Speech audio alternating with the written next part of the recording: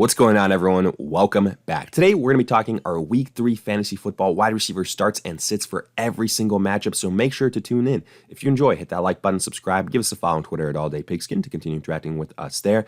Let us hear in the comment section, do you agree, disagree, along with any other questions you guys might have. We'll do our best to answer them all, but with that being said, let's get right into it. Before getting into our breakdown, I want to highlight the sponsor of today's video, OddsJam. OddsJam continues to be the place that I use for all of my sports betting research, from the NFL, NBA, MLB, to daily fantasy and everything in between. But don't just take my word for it. Let me show you firsthand all the amazing tools OddsJam has to offer. Starting with their positive EV tool, which identifies situations where a single sportsbook has mispriced their line compared to the rest of the market.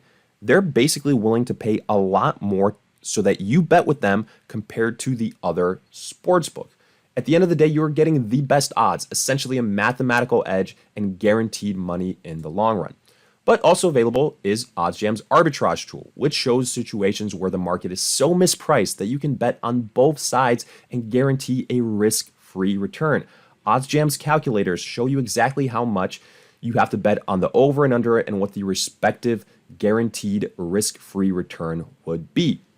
There's also OddsJam's Sportsbook tool, which consolidates all available market info, over 200 sportsbooks, and provides updates in real time and allows you to see line movement.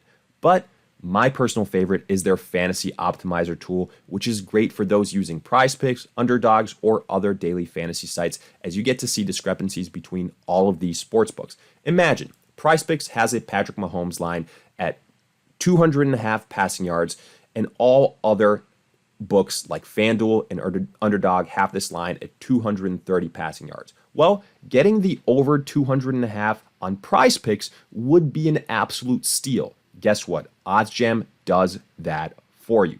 And the good news is, if you sign up today and use our code PIGSKIN, check the link and promo code in the description of this video, you will get 25% off your first month. OddsJam also has a 7-day free trial, so you get to try before you buy. So don't waste any more time and sign up for OddsJam using our code PIGSKIN today. And we kick off Week 3 on Thursday with the Giants and the 49ers. Now here, not as many names on the start side of things as maybe you would expect, at least on the 49ers squad. I only have Deebo Samuel as a start as things stand right now. The reason being, Brandon Ayuk dealing with a shoulder injury. And to me, on a short week, I think the 49ers are probably going to play it a little bit safer with Ayuk. The Giants, not exactly the toughest opponent either. I think more so you're going to see a higher uptick for Samuel, for McCaffrey, for Kittle as far as pass catchers are concerned. And unless we see a situation where Ayuk is given the green light and coaches all say it's going to be business as usual, I think Ayuk is going to be there, but his typical usage, his typical volume won't quite be at 100%. So I'd rather be a little bit more cautious. Don't get me wrong, when he's back, he is back in the start column. Deebo Samuel has a little bit of a higher ceiling this week, high-end wide receiver 2 because of the Ayuk situation. Now for the Giants, it's pretty simple. I have a feeling like I'm going to be sitting all New York wide receivers every single week. The reason being is, look, they just have a bunch of guys that aren't anything special, that are bodies, that all just get the ball, like 3-4 targets a game, but none of them are elite. So for fantasy football purposes, you couple that with the fact that it's Daniel Jones throwing them the football, and to me, they are all sits. Moving on, we've got the Falcons at the Lions. Look, typically, I don't like Drake London or really any of the pass catchers on this Falcons team, but versus this Lions defense, I would take a chance on them, and the only one really being worthy of that chance is Drake London, but still, in my opinion, he is a boom or bust guy in terms of needing a touchdown to be fantasy relevant. I continue to say I don't think Ritter is the guy for the Falcons. They've just capitalized on facing two easier opponents to kick off the season. I think that this offense is going to have much higher upside with Heineke if the Falcons ever make that change. But, that's a discussion for another time. For now, London remains a boom or bust low-end wide receiver 2 despite the talent. For the Lions, Amon-Ra St. Brown, a big name dealing with a toe injury. Now, he still gutted it out. He still performed. I would expect him to play again this week, but he won't be at 100%. So I expect somebody like a Josh Reynolds to continue to get more involved. That's why I have him as a start as well. This Falcons defense doesn't scare me, and I think the Lions are going to do their thing and pass the football a bunch. So right now, I think Amon-Ra is still worthy of a start, even being less than 100%, unless he takes a step backwards. Then Josh Reynolds to me becomes a must start. I still wouldn't force it with somebody like a Khalif Raymond, who I have as a sit. I think guys like Gibbs, guys like Laporta are going to pick up the slack in the absence of Amon-Ra St. Brown. And I just don't trust the other wide receivers here behind Reynolds enough to say that you absolutely have to start them. Afterwards, Chargers at the Vikings. Great game for fantasy wide receivers. Keenan Allen, Mike Williams both had really nice games, especially Keenan Allen this last week. And I expect it to continue. The upside for both of these guys is higher with Austin Eckler out just because of how involved he is as a pass catcher. So keep that in mind. If Eckler doesn't play this week, Allen and Mike Williams are higher upper echelon wide receivers for the Vikings. Justin Jefferson, right? Top 3 wide receiver. Jordan Addison, I have as a start, but I'm going to say what I mentioned every other week with Jordan Addison. I love the talent. He's getting the opportunities, but he's still a bit of a touchdown or bust type of guy because, the Vikings are spreading out the football to guys like KJ Osborne, to TJ Hawkinson, even to Alexander Madison as a pass catcher. So, if it wasn't for that one huge touchdown in week 2, Jordan Addison would have had a very pedestrian day. So I much rather prefer the Chargers wide receiver combo here than that of the Vikings. But still, if you're desperate, I think this is going to be a high-scoring game. So I do like the opportunities for Jordan Addison. But even with that being said, high-scoring affair, I wouldn't get too cute here. I wouldn't start Josh Palmer or KJ Osborne, the number 3s for the Chargers and Vikings, respectively. I think, with guys at the running back and tight end positions also soaking up a lot of targets, you're looking for trouble if you're forcing Palmer and Osborne in your lineups. Then Saints at Packers. I'll start Chris Olave. I'll start Michael Thomas. For the Saints, Olave and Michael Thomas have been getting the job done. Both have been very solid. Olave has the higher upside. Michael Thomas has been a solid PPR contributor. We'll see if that continues once Alvin Kamara comes back, but that's a conversation for week 4. Right now, I like the matchup here for the Packers. Christian Watson, if he returns, I would play him. If he doesn't, I just don't trust Jordan Love enough as a thrower of the football. I think what the Packers want from him is to be a game manager. I think they want those short dink and dump passes and, the rushing attack to do its thing. So that's why I wouldn't force a Jaden Reed or a Romeo Dobbs. I know Reed is coming off a good touchdown performance, but I don't think that's going to be a situation where it's easy to duplicate, especially when you consider, the experience there and then also the experience with Jordan Love and a stingy Saints defense. So I'm only starting Christian Watson, and I still think in his first start, potentially, he would be a boom or bust guy, kind of in the low-end wide receiver 2 category. Then Texans at the Jaguars. Nico Collins has been a must-start to kick off the season. Stroud has been airing out the football, and Collins has been a beneficiary. I see him as a high-end wide receiver too, especially versus the Jaguars. And then Tank Dell. I have Tank Dell ahead of Robert Woods. He's been getting a lot of opportunities. In fact, led the Texans in targets technically this last week. Now, if you're really desperate, I guess you can also throw Robert Woods in there, but it's tough for me to genuinely suggest starting 3 Texans wide receivers. I don't think we're going to see the type of game that we did in week 2 where almost all 3 of these guys have 10 targets apiece, which is absolutely crazy. I'm going for the upside and Tank Dell. That's what it is. Nico Collins out of the bunch is the must start. And then one of these 2 guys is kind of, in my opinion, going to alternate week in, week out as a solid low-end wide receiver too. For the Jags, Calvin Ridley, Christian Kirk. Christian Kirk had a big game this last week, kind of returned to being featured in the offense versus this Texans defense. it doesn't scare me at all. I think Ridley and Kirk can have big games. And then I'm sitting Woods and Zay Jones. I think, again, when we look at the number 3 wide receiver, it's just so hard to have 3 fantasy relevant wide receivers at the same time in one game. So for that reason, Woods and Jones are sits for me. Moving on, Broncos at the Dolphins. I will start Jerry Jeudy. I'll start Courtland Sutton, even though I don't love the passing attack of the Broncos. You're going to have to pass it here versus a high-octane Dolphins offense. So that's why I have Jeudy and Courtland Sutton as starts, but neither of them are wide receiver 1s. They're low to mid-level wide receiver 2s, in my opinion. For the Dolphins, Tyreek Hill is a must start. Obviously, Jalen Waddle dealing with a bit of an injury, but as long as he plays, I would start him. If he doesn't, I wouldn't force any other Miami Dolphin into your wide receiver starts, at least in my opinion. Moving on, Titans at the Browns. I'll start DeAndre Hopkins purely for the targets, purely in PPR formats. That's it. In standard formats, to me, he's way too risky of a start. In PPR, he's a low-end wide receiver too, because I just don't trust the Titans and Ryan Tannehill. That's why I also have Treylon Burks as a sit.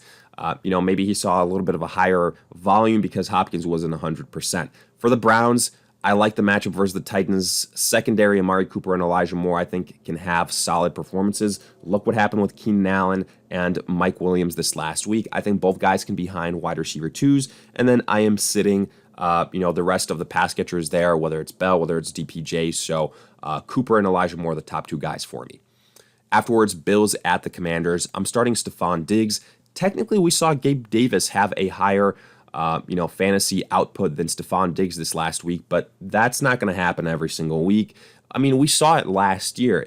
With Gabe Davis, it's going to be up and down. He's going to have one big game and then like 3-4 games straight where it's nothing special. That's kind of what I expect, unless he goes on a tear where he shows you 2-3 weeks straight that he can get 6-7 catches for 60 yards, 70 yards, and possible touchdowns.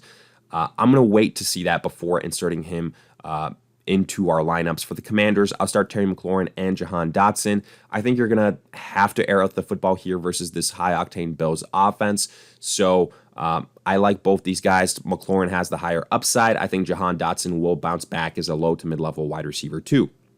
Afterwards, Colts at the Ravens. Only one guy I want to start here, that is Michael Pittman. He has been a really good value to kick off the season, a ton of targets.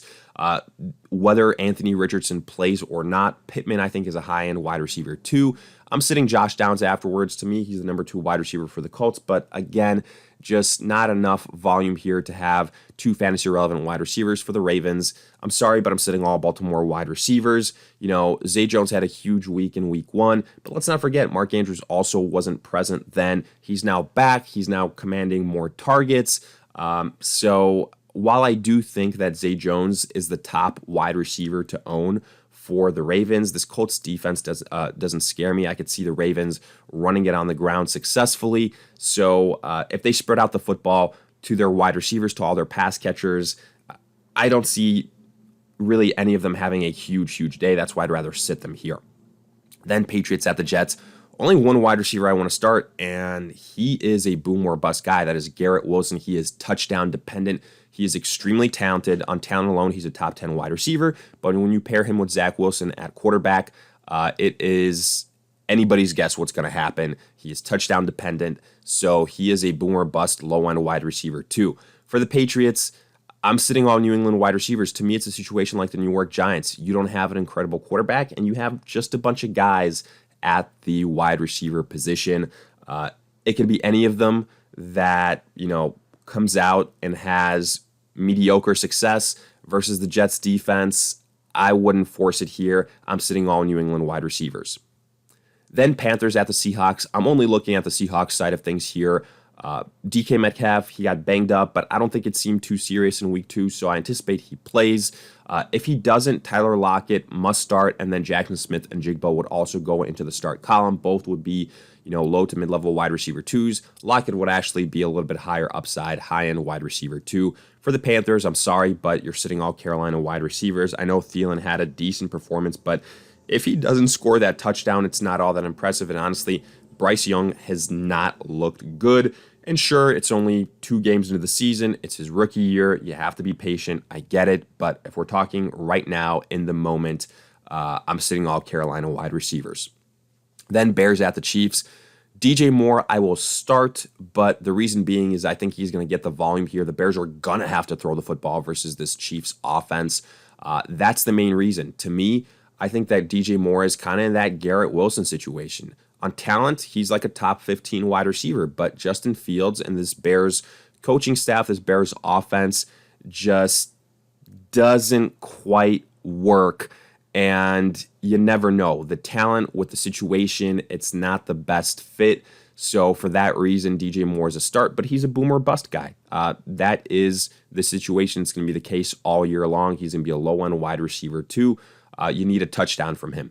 For the Chiefs, again, other than Travis Kelce, I'm not too excited about any of these Chiefs wide receivers. They're going to be touchdown dependent. Tough to get excited about guys that are only going to have 3 to 4 catches a game when Patrick Mahomes does such a great job of spreading the football around, and especially when it's the Bears defense that's so bad that anyone can take advantage of them. So I'm sitting all Kansas City wide receivers because of that. Then Cowboys at the Cardinals. I'll start CeeDee Lamb.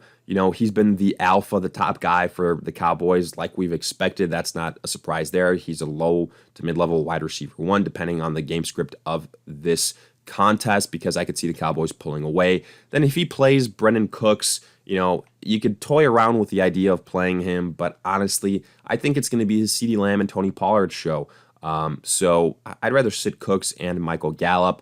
I mean, Gallup without Cooks didn't really do all that much, so to me, he's going to be a sit all season long. For the Cardinals, Marquise Brown had a huge day in terms of targets, and that's kind of what we were expecting from him when we drafted him. We said, okay, it's not a perfect situation, but he's going to see volume. Volume is king. That'll be good enough to have him as a mid-level wide receiver 2 all season long, and that's what I'm standing by here, even with the tough matchup.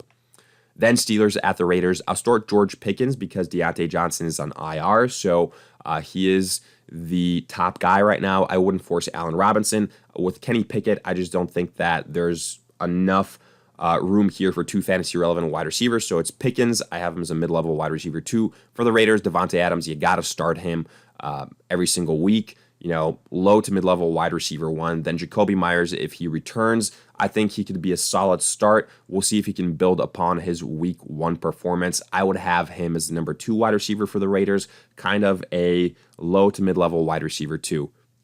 Then Eagles at the Buccaneers. I'm starting both duos here, A.J. Brown and Devonta Smith. And I said this before, with A.J. Brown, with Devonta Smith, you're going to have a little bit of alternating. There's going to be some lower output weeks compared to others. That's what happened with A.J. Brown this last week. It could happen with Devonta Smith in week 3. But either way, they've got Jalen Hurts throwing the football, high upside, high talent. You take the chance on them.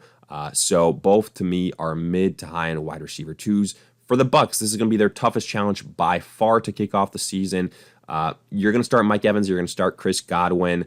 We'll see right now in this game whether we can rely on Baker Mayfield in tough matchups. But both these guys have been getting the targets to kick off the season. Baker Mayfield has looked slightly better than expected. So I'll take a chance on Evans and Godwin. I think that they can be mid-level wide receiver 2s on the week. Afterwards, Rams at the Bengals. I mean, you got to start Puka right now. Puka Nacua has been arguably the number 2 wide receiver in all of fantasy football as a rookie. The targets have been insane. I'm really curious what's going to happen once Cooper Kupp comes back, but Puka is a must start, even arguably less than 100% in week 2. You start him. Also, Tutu Atwell has been getting a ton of targets. He's been fantasy viable. I think he's a mid-level wide receiver 2, especially in PPR formats. For the Bengals, bit of a tough situation here because Jamar Chase, T. Higgins, obviously great names to start, but if Joe Burrow doesn't play, you're going to have to temper expectations for everyone on the Bengals offense. And I have Tyler Boyd as a sit. I think in a situation where the backup quarterback comes in, it's going to be talent at the wide receiver position that takes over. That's why it's Chase. That's why it's T. Higgins. Even if Burrow doesn't play, I think you still have to start Chase and T. Higgins, but they're more so going to be kind of in that low-end wide receiver 2 category. As crazy as it sounds here, I prefer the Rams duo of Puka and Tutu Atwell over Jamar Chase and T. Higgins. But with that, we wrap up our week 3 fantasy football wide receiver starts and sits for every single matchup. If you guys enjoyed, hit that like button, subscribe, give us a follow on Twitter at AllDayPigskin to continue interacting with us there. Let us hear in the comment section, do you agree, disagree, along with any other questions you guys might have. We'll do our best to answer them all. But in the meantime, we'll see you guys in future videos.